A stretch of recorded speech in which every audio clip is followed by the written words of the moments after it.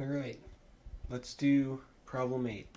So, from this exercise set, and this is a fairly important problem. Oh, and by the way, football game going on. There could be noise in the background, but it won't be too bad.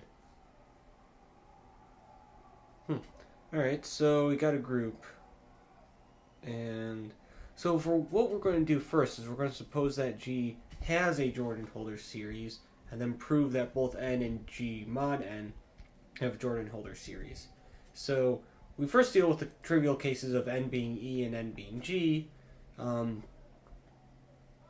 So if n is G, then basically in these two cases it's trivial because G and G mod n, or n and G mod n, when n is G, we have just G and E. And when n is E, we have n and G mod n, which is... Wait a minute. When n is E, then... Right, and obviously the trivial group has a Jordan-Holder series, and so does G. Alright, so then suppose n is non-trivial. Then we have to do quite a bit of work. So we have to build a Jordan-Holder series in which one term is n. So we have a Jordan-Holder series for G, and another Jordan-Holder series for H, or for G, but this one contains n, and it's just G and then n and then E. And so, let's see here, where can I... So what this is going to be is we're going to have like sigma 1, 1, sigma 1, 2. So this the superscript is like what level of refinement we're at, and then the subscript is just like we got a first one and a second one. So these are these two up here. These are both Jordan-Holder series, and so but we know that these two they're composition series, so they have equivalent refinements. So we'll call this sigma 1, 2 and sigma 2, 2. So again, the superscript is because we're at the second level now. And so these are going to be equivalent to each other. Okay, so these two are equivalent. And so sigma 2, 1 contains n. And so sigma 2, 2 contains n. It's also equivalent to sigma 1, 2. So sigma 1, 1 was a Jordan-Holder series, so all of its graded pieces are trivial. So sigma 1, 2 has all simple... No, not trivial graded pieces. I meant simple graded pieces. So then, when we take sigma 1, 2, it's a refinement, so you could be adding in more subgroups there. But if you add in any more subgroups, the only possible quotients you're going to, or graded pieces you're going to contribute are going to be trivial ones. Because if you've got like GI contained in GI plus 1 or minus 1. So G0 contains, okay, so GN is a subset of GN minus 1. So, right. So if we've got GI contained in GI minus 1, then, and this is in sigma 1, 1, then this graded piece is trivial. And if you add in another one for sigma 1, 2, you add in another subgroup between these two, then either that subgroup is going to be isomorphic to GI, or it's going to be isomorphic to GI minus 1. And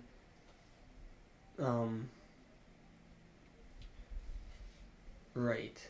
So it's got to be isomorphic to one of those two, because if that wasn't the case, then this graded piece wouldn't be simple here. So then when you have that new one, since it's going to be isomorphic to one of the two, one of the graded pieces that comes out of that is going to be trivial, and one of them is going to be simple. So then what that tells us is that sigma 1, 2, its graded pieces are its graded pieces are trivial or simple. And so then the graded pieces of sigma 2, 2 are trivial or simple. And so sigma 2, 2 it contains n, and all of its graded pieces are trivial, or simple. And so then, so we're at this point, we're going to call it G0 through Gn, and n is Gj. So it's so n is equal to Gj for some particular index j. And it's going to be between 1 and n minus 1 because n is not g, and it's not e. So now we're going to take a new we're going to find a new composition series sigma 3, 2. So then sigma 2, 2, we're going to use it to find sigma 3, 2. So it's not going to be a refinement. It's sort of going to be like a reverse refinement. And so what we're going to do is we're going to take each trivial graded piece and remove one of the two groups that made it up, either gi or gi plus 1. But we do this in such a way that we do not remove e, n, or g. And when I first say this, it's not entirely obvious that this is possible. So what would be a scenario in which this would be impossible? That would mean a scenario in which we are forced to remove e, n, or g. This can happen if either of these quotients, n and g and n mod e, is a trivial graded piece of sigma 2, 2. Because in such a case, that's the only case where you could end up with a graded piece where both of the graded pieces, where a graded piece where one of gi is, let's see here, we've got either gi is equal to n and I plus 1, or gi is equal to g and gi plus 1 is equal to n, or gi is equal to n and gi plus 1 is equal to e. But in both of these scenarios are impossible since n is non-trivial. Because if either of these quotients is trivial, then let's see here, if g mod n is trivial, then n equals g, and if n mod e is trivial, then n equals e. Alright, so that's fine. Furthermore, each inclusion, okay, so that confirms that we're able to do this. What about the inclusions in sigma 3, 2? It turns out we threw out some stuff, so it's not obvious that what we end up with is still a normal series, or a composition series, whatever you want to call it, or a filtration. But it turns out that the inclusions are normal, because if you've got like gi contains gi plus 1, contains gi plus 2, and these are all normal, and let's say this inclusion has a trivial quotient, then these two are the same, or at least they're isomorphic, whatever, equality is fine. And so the fact that gi is normal means that, or that gi plus 1 is normal means that gi plus 2 is normal because they're isomorphic. And on the other hand, if this one were the one that would give you a trivial graded piece, then there's equal or at least isomorphic, and so the normality still carries over, and so then this new composition series is, or this new sequence of subgroups is, the inclusions are still normal, and so we have a composition series, and it contains n. And then also we removed all of the subgroups that gave us trivial graded pieces, and we know that all of the graded pieces had to be simple or trivial since all the graded pieces of sigma 2, 2 were simple or trivial, and therefore all of the graded pieces of sigma 2, 3 are simple. Therefore, it's a Jordan-Holder series. And so we do indeed have a so there does exist a Jordan-Holder series in which one term is n. Alright, so that is G has a Jordan-Holder series if and if both the n and g mod n do.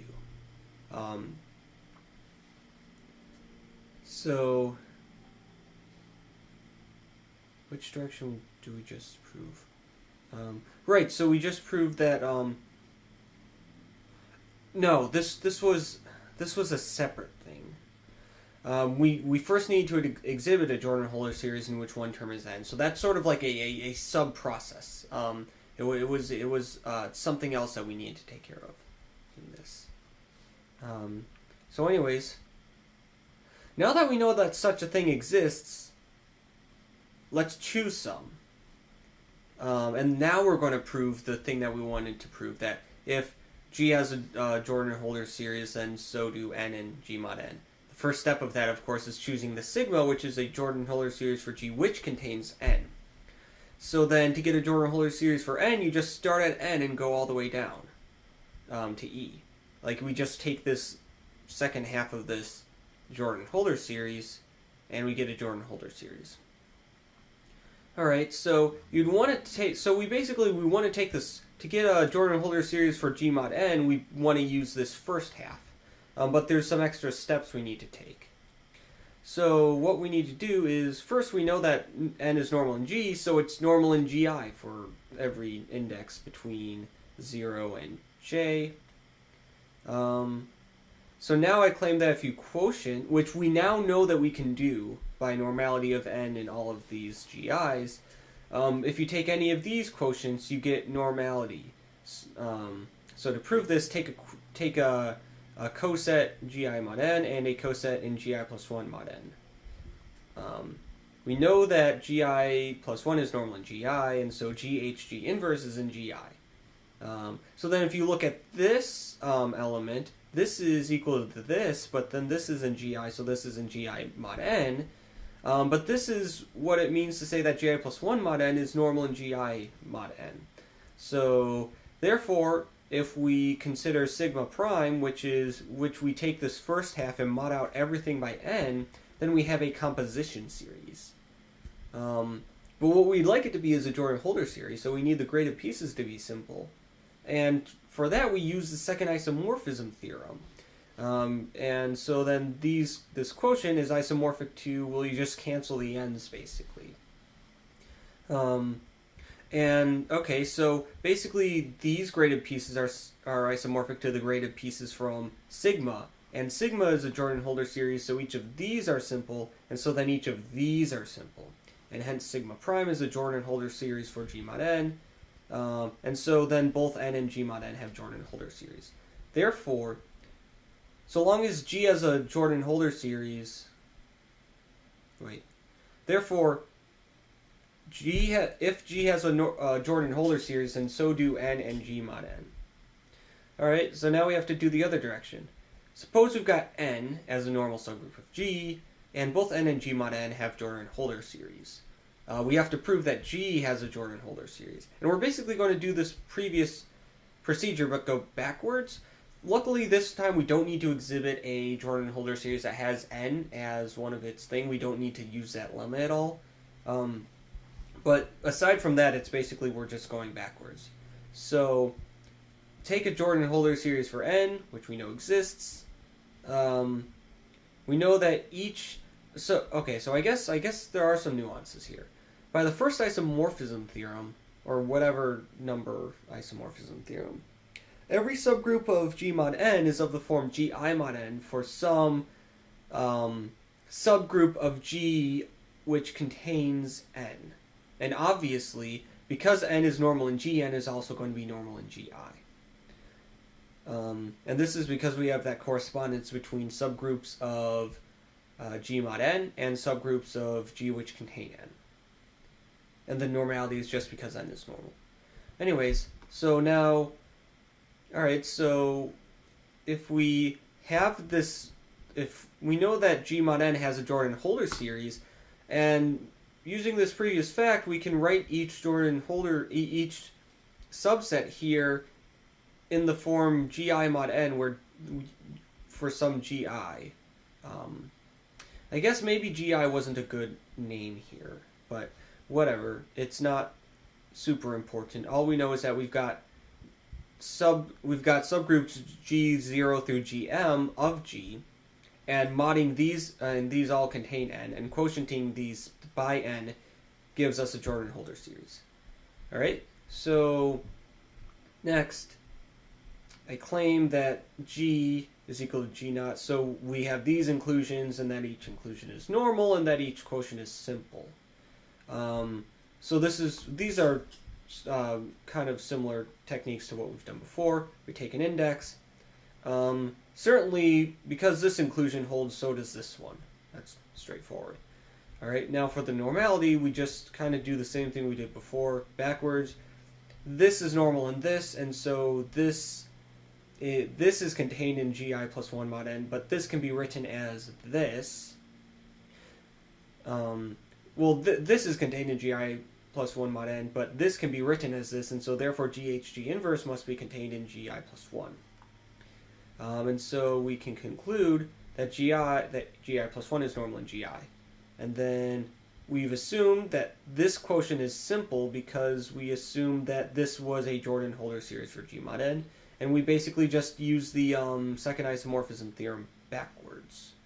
Well, not backwards, but just in the backwards from how we just did it in the previous paragraph, or however long ago it was. And so then these are all simple, and so then we have these inclusions, which are all normal, and each quotient is simple. Since all of these were simple because it's a Jordan-Holder series. So then if you take these two things and glue them together, you go from G down to N, then from N down to E. This is a Jordan-Holder series, and this has everything we need to be a Jordan-Holder series, except for that it doesn't end in E. So we got each inclusion is normal, each quotient is simple, and so then this is a Jordan-Holder. So therefore, if N and G mod N have Jordan-Holder series, you can use them to construct a Jordan-Holder series for G. Therefore, G has a Jordan-Holder series if and only if both N and G mod N do.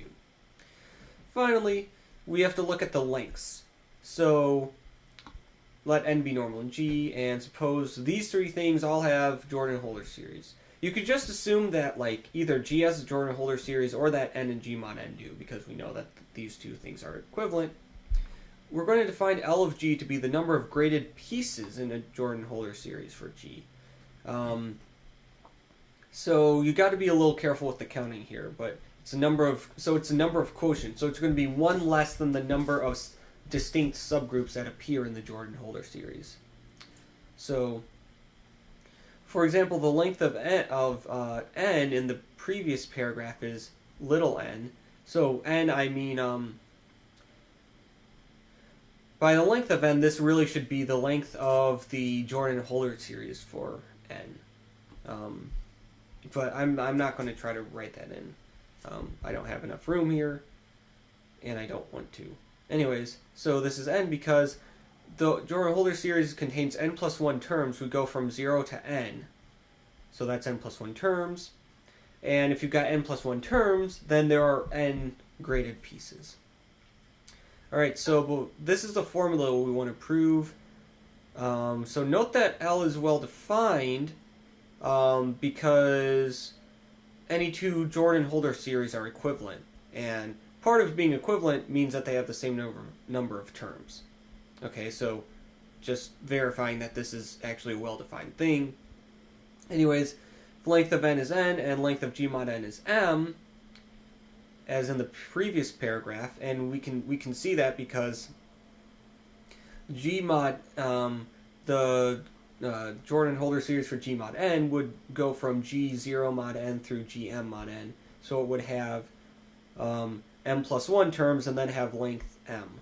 And we just talked about before how the length of n is n in this example. Alright, so then let's look at this Jordan-Holder series that we construct in this example. We go from 0 to m, and then that's 0, and we go to n. So what's the length of this? So here 0 is m, and so this part gives us n distinct additional things in addition to these m plus 1. So we get m plus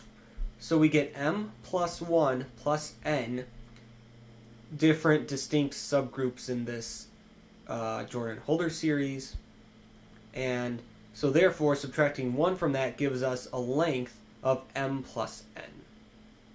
And so, and of course this is well defined. This is a particular Jordan-Holder series, but this length holds for any Jordan-Holder series because they all have the same length by equivalence. Anyways, therefore, the length of G is m plus n, but this is precisely the length of n plus the length of G mod n as desired, and we're done. Note here that we did have to be careful about using the number of graded pieces, because if we didn't do that, if we just counted the number of distinct subgroups, this formula wouldn't work. It'd have to be something different. I don't know if it would. I don't know if you could even get it to work. It might be a little weird. But in any case, we're defining it like this, and this is the nicest statement of the proof, or the nicest statement of the fact. So, anyways, yeah, that's it. We've completed this exercise.